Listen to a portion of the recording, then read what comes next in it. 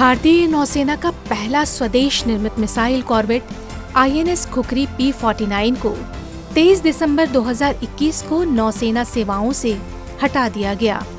इसे 26 जनवरी 2022 को दादरा और नगर हवेली तथा दमन और दीव प्रशासन को सौंप दिया गया। सेवा मुक्त खुखरी P-49 नौसैनिक जहाज दीव कलेक्ट्रेट के सामने जेटी पर उतरा और यूटी प्रशासन द्वारा इसे संग्रहालय में बदलकर आम जनता और पर्यटकों के लिए खोल दिया गया। दीव की एक और खासियत है भारतीय नौसेना का ये जहाज खुखरी। भारतीय नौसेना का पहला स्वदेश निर्मित missile corvette INS khukri P-49 का निर्माण 27 सितंबर 1985 को मझगांव डॉक लिमिटेड में किया गया।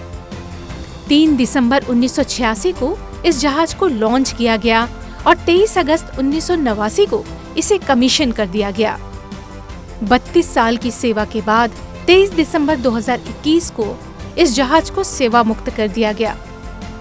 सेवा के दौरान INS खुखरी जहाज की कमान 28 कमांडिंग ऑफिसर्स के हाथों में रही और इसने 6,44,897 समुद्री मील से अधिक की दूरी तय की। फिलहाल यह जहाज संग्रहालय बना हुआ है। हमने भी इस शिप म्यूजियम को देखा और इसके बारे में विस्तार से जाना। अभी मेरे साथ हैं retired navy officer lieutenant Vakil Singh. आइए इनसे जानते हैं कि इस जहाज का क्या इतिहास रहा है और क्या बैकग्राउंड है। जय हिंद ma'am. I am lieutenant Vakil Singh retired. I have put on 32 years of service. इस शिप को हम INS खुखरी बोलते हैं। INS खुखरी नॉर्मली एक गोरखा वेपन होता है जिसके नाम से जाना जाता है। हमारे जहाज़ों का नाम खुखरी, खंजर, कृपाण, कटार, त्रिशूल, तलवार, तीर, धनुष इस तरह से नामकरण होता है। सो INS खुखरी जो हमारा ओल्ड INS खुखरी था P-149 1971 वार में जो बहुत ही अहम आपके कराची बंदर का पास में ऑपरेशन में पार्टिसिपेट करा था।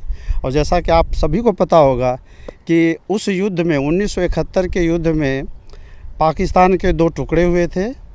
93,000 पाकिस्तानी सोल्जर्स को युद्धबंदी बनाया था। बट उसके हमारे नेवी का बहुत बड़ा उसमें रोल था। उस युद्ध में हमने अपना एक इकलौता जहाज़ INS खुखरी खोया था और वो खुखरी इधर ही दीव के पास 23 नॉटिकल माइल पे युद्ध में लड़ते हुए मान लीजिए उसमें हमारे खुखरी को एक पाकिस्तानी सबमरीन हैंगोर ने टारपीडो अटैक किया था जिसकी वजह से हमारे 194 सोल्जर्स शहीद हुए थे। सो 149 और उसके जो कैप्टन थे कैप्टन महेंद्र नाथ मुल्ला उन्होंने 68 सोल्जर्स को बचाया भी था। बट कहते हैं ना कि उन्होंने जो एक बहादुर की एक जज्बा होता है कि और उस खुखरी के साथ लगाव था कि सर चाहते तो भी बच सकते थे लेकिन उन्होंने अपना सुप्रीम सेक्रीफाइस दिया था। जहाज के साथ वो शहीद हुए थे। तो उनकी याद में हम लोग अपने खुखरी को अपने जान से प्यारा मानते हैं। उस खुखरी को जिसमें हमारे साथी 194 सोल्जर शहीद हुए थे। तो उन शहीदों की याद में यहाँ दीव में आप जाओगे एक खुखरी वार मेमोरियल बनाया गया है और वहाँ पर सभी शहीदों के नेम प्लेट लगा है। वेरी ब्यूटीफुल लोकेशन है। और उसी युद्ध के उन शहीदों की याद में दूसरी खुखरी कॉर्वेट क्लास की खुखरी 1989 में बनी। इसने भी 32 years अपना सर्विस दिया। इसको 2 बार बेस्ट शिप का भी अवार्ड मिला है। नेवी ऑफिसर हैं आप, तो इस खुखरी के म्यूजियम बन जाने से जो आम लोग आते हैं किस तरह का चैलेंज आप लोगों को किस तरह के चैलेंज का सामना करना पड़ता है? देखिए चैलेंज तो यहाँ कुछ नहीं है। यहाँ पर नॉर्मली जो भी लोग आते हैं वे देशभक्ति से ओतप्रोत होते हैं क्योंकि उनको इतना तो थोड़ा मालूम हो ही गया है कि ये आर्म फोर्सेस का शिप है। तो उनको जो रिगार्ड्स है अपने सेना के प्रति truly speaking we are getting the much respect than the what we expected as a ex serviceman.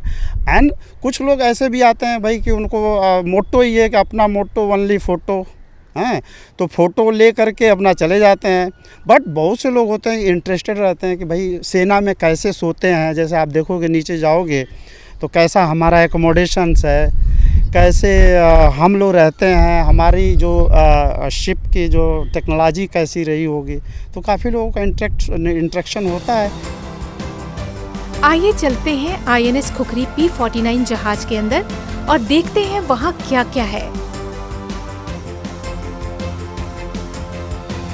इस जहाज में प्रवेश के साथ ही खुखरी मंदिर बनाया गया है, जहां INS खुखरी F149 की यादों को संजोया गया है। यहाँ जहाज की तस्वीरें, उसके डूबने की कहानी बताई गई है। जाबाज कैप्टन महेंद्र नाथ मुल्ला और अन्य नाविकों की याद में यह जगह है। जहाज के छोटे से जगह में सभी सुविधाएं मौजूद हैं। इस संग्रहालय के सफर में हमारे साथ लगातार मौजूद रहे नेवी के रिटायर्ड अफसर लेफ्टिनेंट ओकील सिंह। उन्होंने नेवी में इस्तेमाल किए जाने वाले टर्मिनोलॉजी के बारे में भी हमें बताया। कुछ सिविल टर्म्स और नेवी के टर्म्स में थोड़ा सा अंतर होता है। जैसे बनावट में, जैसा कि आप बोल रहे हो कि इसको आप लोग फ्लोर बोलोगे, लेकिन हमारे यहाँ इसको डेक बोलते हैं। ऊपर के छत को बोला जाता है डेक टॉप। ये जो दीवार है इसको आप दीवार बोलते हो, वॉल बोलते हो, लेकिन हम लोग बोलते हैं बल्क हेड। और नीचे जाने के लिए जो रास्ता है उसको हैच बोला जाता है, बाकी तो सेम है, डोर बोलते हैं, ठीक है ना। तो और ये आप जिस रास्ते से ये घूम रहे हैं इसको आप क्या बोल सकते हो, गली बोलोगे, लेकिन इसको गली हम नहीं बोलेंगे। हमारे नेवी टर्म में अलवे बोला जाता है, अलवे। एंड आपका किचन को आप बोलते हो, जहाँ खाना बनता है उसको किचन बोलेंगे, लेकिन नेवी में उसको बोला जाएगा गैली जी। तो इस तरह से मतलब एक यूनिक हमारा वर्ड्स होता है जो कि नेवल पर्सन्स को ही मालूम होगा। हालांकि आप डिक्शनरी में फाइंड आउट करेंगे तो सब चीज़ मालूम जाएगा। उसी तरह जैसे हॉस्पिटल है तो इसको बोला जाता है sick bay. So this is the sick bay where you have the medical officer रहेगा, जो भी पेशेंट डेली जो भी बीमार कोई है तो आएगा यहाँ पर, असेंबल होगा। और असेंबल को भी बोला जाएगा कि सिक परेड, किसको किसको सिक परेड जाना है। तो पहले तो आदमी डर जाता है कि परेड करने कौन जाए, मैं तो बीमार हूँ। तो हम लोग जब नए नए थे तो बोला कि परेड करने के लिए हमारा तो तबीयत ख़राब है, ये तो बोल रहे हैं सिक परेड जाओ। तो हम पहले भड़कते थे, बोला नहीं नहीं, सिक परेड का मतलब होता है कि वहाँ जाके आराम से बैठ जाइए, फिर डॉक्टर साहब आएंगे आपको बताएंगे, तो उसको बोला जाता है सिक परेड। तो इस तरह से नेवी में कुछ शब्द हैं जो कि नेवल भाषा में ही समझ में आपको आएगा। सूरज सर पर था। समुद्र के पास होने के कारण धूप का तीखापन और उमस भरी गर्मी अपनी चरम पर थी। लेफ्टिनेंट ओकील इस जहाज की एक एक विशेषताओं के बारे में हमें विस्तार से बताते जा रहे थे और हम महसूस कर पा रहे थे कि हमारे वीर सैनिक देश की सुरक्षा के लिए कितने कठिन परिस्थितियों को झेलते हैं। जहाज कई भागों में बटा हुआ था। ऑफिस, सिकबे आदि का हिस्सा जीरो डेक था। उसके बाद हम पहुंचे क्वार्टर डेक यानी जहाज के पिछले हिस्से पर। यह हिस्सा आमतौर पर ASW यानी एंटी सबमरीन वॉरफेयर के लिए है, जहां टारपीडो डिकॉय सिस्टम लगा हुआ था। जैसे कि आपने देखा कि ये 3 डेक हैं खुखरी के, 3 डेक नीचे हैं, 3 डेक ऊपर है, 6 डेक हैं। तो नीचे वाले जो एकोमोडेशंस है नॉर्मली इनहाइजीनिक है, प्लस वहाँ पे वो एयर वगैरह नहीं है, इसलिए उसको बंद रखा हुआ है। तो आप लोग अभी 0 डेक पर हैं, है ना। तो ये एरिया में basically offices accommodation, officer accommodation, officers and senior sellers, toilet वगैरह है। और इसमें आपने देखा कि सीनियर सेलर्स का एकोमोडेशन था, प्लस सिकवे है, जहाँ पर जो आदमी बीमार होता है तो वहाँ पे एकोमोडेशन होता है। तो इस तरह से चलिए हम आपको बाहर ले चलते हैं। टारपीडो होता है वो साउंड को सेंस करता है, जो आपका प्रोपेलर का जो साउंड है उसको सेंस करता है। तो हम क्या करेंगे, एक आर्टिफिशियल साउंड जनरेट करेंगे that will be somewhere 200 metre away, so that कि अगर कोई टारपीडो आएगा तो वो उधर चला जाएगा और उस हमारा डिवाइस को हिट करेगा और हमारा शिप बच जाएगा। तो इसलिए हम इसको बोलते हैं टारपीडो डिक्वायर्ड सिस्टम यहाँ पर लगाया जाता है। तो ये क्वार्टर डेक है, यहाँ से आप एंटी सबमरीन वारफेयर के रहता है और कई कई टारपीडो भी लॉन्च करने के लिए ऊपर डेक होता है और इस तरह से आप चलेंगे। आप क्वार्टर डेक से सीढ़ियां चढ़कर हम पहुंचे हेलीकॉप्टर डेक पे। यहाँ हेलीकॉप्टर चेतक के उतरने के लिए हेलीपैड बना हुआ था। चेतक हेलीकॉप्टर भारतीय वायुसेना की एक पुरानी ऑपरेशनल फ्लाइंग मशीन है। चेतक को साल 1962 में भारतीय वायुसेना में शामिल किया गया था। इसका इस्तेमाल ऑपरेशन खुखरी में किया गया था। आप लोग हेलीकॉप्टर डेक पे आ गए, जिसको हम हेलो डेक बोलते हैं। क्वार्टर डेक था उधर, वहाँ से हेलीकॉप्टर डेक होता है। नॉर्मली इसमें एक चेतक हेलीकॉप्टर होता है। चेतक हेलीकॉप्टर अपना इंडिया का हिंदुस्तान एयरोनॉटिक्स लिमिटेड का HAL का बना होता है, इंडियन मेड होता है। तो बेसिकली यहाँ ये हेलीपैड है। हेलीपैड से एयरक्राफ्ट उतरेगा। यहाँ पर आपको सामने दिखाई दे रहा है, इसको हेलो हैंगर बोलते हैं, जहाँ से आप अपने जब हेलीकॉप्टर उतरता है तो उसको कंट्रोल किया जाता है। हेलीकॉप्टर डेक पर एंटी एयरक्राफ्ट गन देखा जा सकता है। दुश्मन के रडार को धोखा देने के लिए चैफ लॉन्चर भी देखे जा सकते हैं। आप आ गए anti aircraft gun, AK-630 gun है। जो AK-630 गन होता है, आप देख सकते हो, ये 3000 से लेकर के 4000 राउंड्स पर मिनट फायर करता है और इसकी रेंज 3 to 4 किलोमीटर्स होती है। सो बेसिकली अगर एयरक्राफ्ट कोई हॉवर कर रहा है आपके ऊपर, तो उसके ऊपर हम लोग फायर कर सकते हैं। ये इसको मास्ट बोलते हैं। मास्ट पे will find type variety of antenna लगा हुआ है और आपका रडार है, रडार का एंटीना है, VHF, HF, सभी जितने भी अपने WT सिस्टम्स होते हैं उनके एंटीना लगा होता है। ठीक है साहब। और ये सामने आपका फनल दिखाई दे रहा है, जो कि इंजन रूम से जो भी अपना स्मोक वगैरह आता है तो वो फनल के थ्रू आएगा। इसको बोलते हैं चैफ लॉन्चर्स। चैफ एक ऐसा डिक्वाइंग सिस्टम होता है, जैसे कि हम फॉल्स टारगेट बना सकते हैं। दुश्मन के रडार पर फॉल्स टारगेट अपीयर हो जाएगा, वो चकमा खा जाएगा।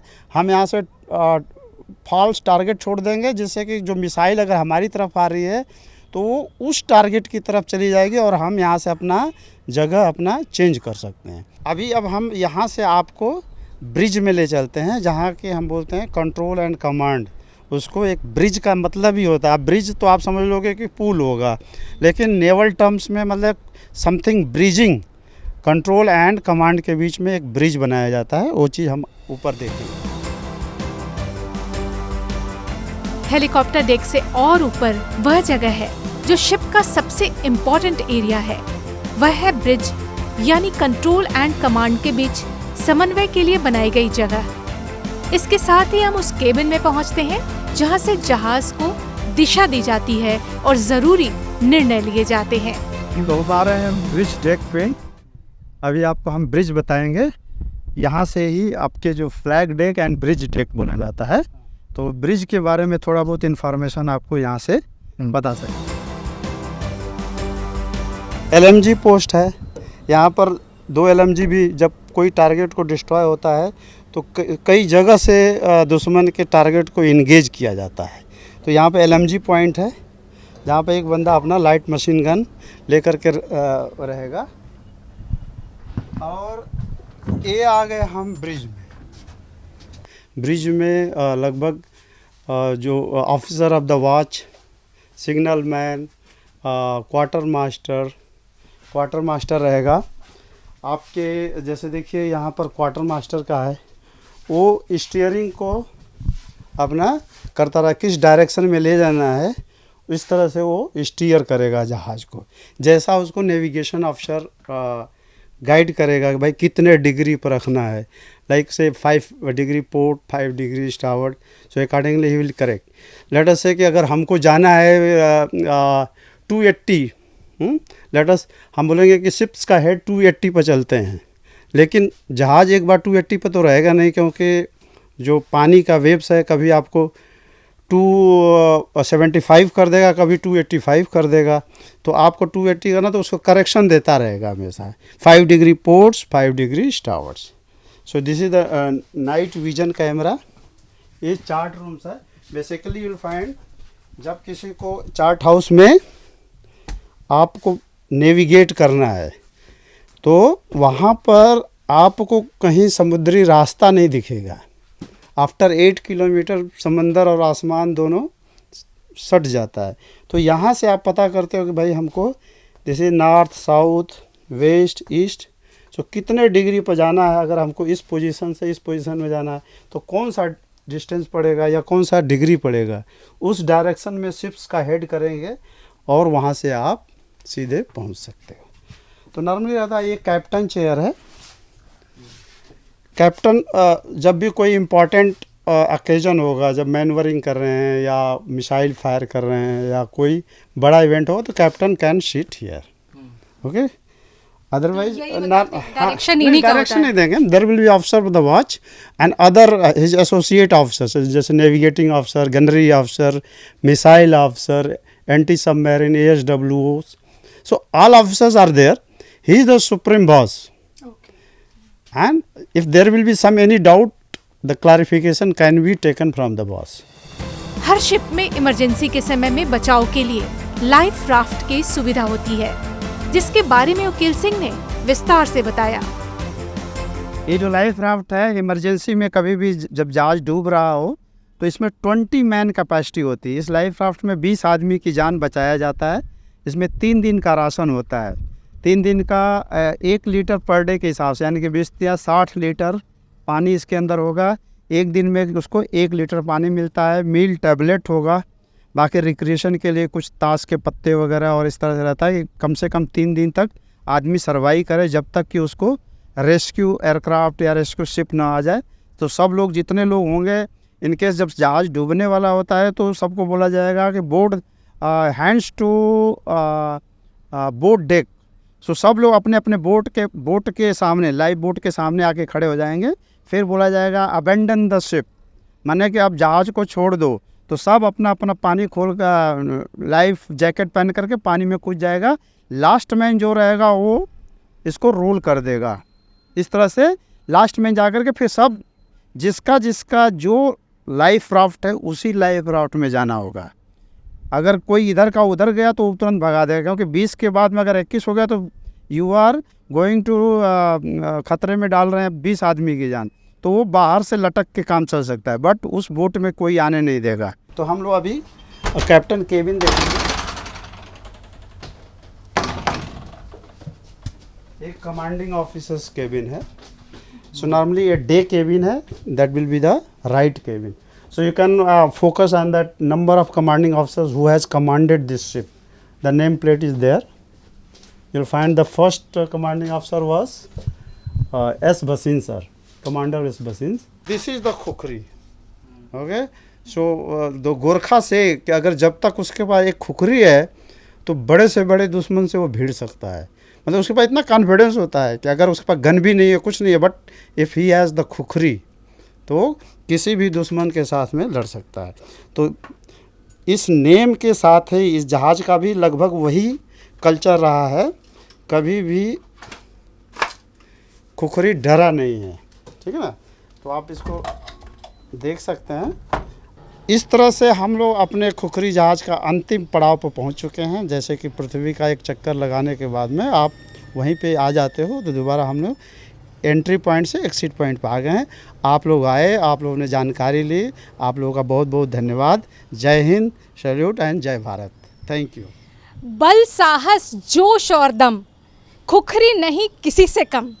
तो आपने देखा कितने विस्तार से इस जहाज के बारे में लेफ्टिनेंट वकील ने बताया। इस संग्रहालय से लगभग 1.5 किलोमीटर की दूरी पर स्थित है INS khukri memorial. INS khukri F-149 भारतीय नौसेना का एक फ्रिगेट था जो 1971 में भारत पाक युद्ध के दौरान एक पाकिस्तानी पनडुब्बी द्वारा दागे गए 3 टारपीडो का शिकार होकर दीव के तट से 40 समुद्री मील दूर डूब गया और उसके साथ 18 अधिकारियों और 176 नाविकों का दल भी डूब गया। जहाज के तत्कालीन कमांडिंग ऑफिसर भारतीय नौसेना के मरणोपरांत महावीर चक्र पाने वाले कैप्टन महेंद्र नाथ मुल्ला ने युद्धपोत के साथ डूब जाने का फैसला किया। उस खुखरी जहाज की याद में INS खुखरी मेमोरियल का निर्माण किया गया। INS खुखरी मेमोरियल का उद्घाटन 15 दिसंबर 1999 को हुआ था। यह दीव में चक्रतीर्थ समुद्र तट के पास पहाड़ी पर स्थित है। यहाँ INS खुखरी F149 ब्लैकवुड श्रेणी के पनडुब्बी रोधी फ्रिगेट का छोटा संस्करण रखा गया है, जो शीशे से घेरा हुआ है। शीशे के ऊपर उन सभी 176 नाविकों और 18 अधिकारियों के नाम लिखे गए हैं। इनकी याद में यहाँ पौधे भी लगाए गए हैं।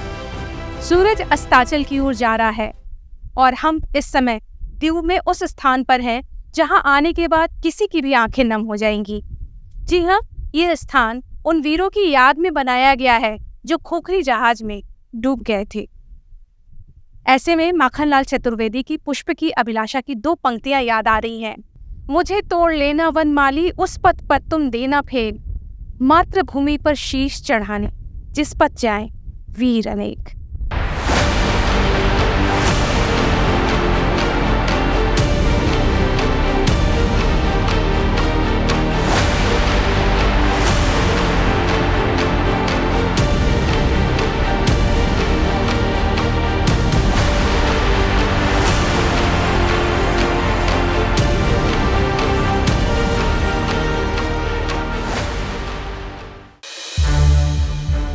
संसद टीवी के और भी प्रोग्राम्स देखने के लिए सब्सक्राइब करें हमारा YouTube चैनल और हाँ, इन्हें लाइक और शेयर करना ना भूलें।